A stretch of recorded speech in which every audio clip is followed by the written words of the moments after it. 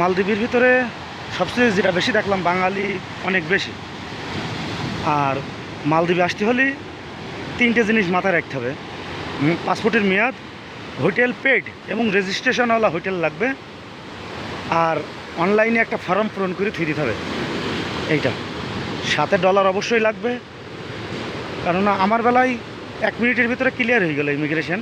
কিন্তু আমার আগে দুটো পাকিস্তানি ছিল, ওদের অনেক কিছু জিজ্ঞেস করছিল, তো আমি ভয় পাইনি, কারণ আমি একটা জিনিস জানি, দেশের বাইরে দুটো জিনিস লাগে, একটা হলো টাকা আর একটা হলো কথা।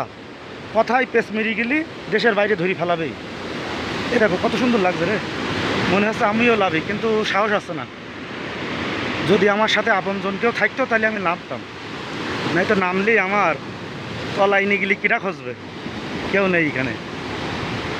মালদ্বীপের ভিতরে আমার একটা চাচা আছে, কিন্তু অনেক দূরই। সকালবেলা কথা বললাম, জাতি আর আসতে যে সময় লাগবে তাতে আমি পরবর্তী ফ্লাইট মিস হয়ে যাবে, এই আর কি। তো ঘুরতে গেলে সাহস লাগে। আর একটা জিনিস দেখলাম, ক্যাকড়া, বেশ সুন্দর সুন্দর ক্যাকড়া, যেগুলো খায় মানুষ। ওই যে ক্যাকড়াটা খায়, এগুলো এই ক্যাকড়াগুলো খায়, খুবই ভালো লাগছে। জীবনে যদি আরেকবার পারি আমার ফ্যামিলি নিয়ে আসব। এত সুন্দর জায়গা, ফ্যামিলি না নিয়ে আসলে মিস হয়ে যাবে। আমি টিভিতে দেখেছি ছোটোবেলায় এরকম সুন্দর সুন্দর জায়গা, কিন্তু আশা ছিল, কিন্তু আজকে আশাটা পূরণ হইল, কিন্তু একাকা, কেউ নেই সাথে, একাকা।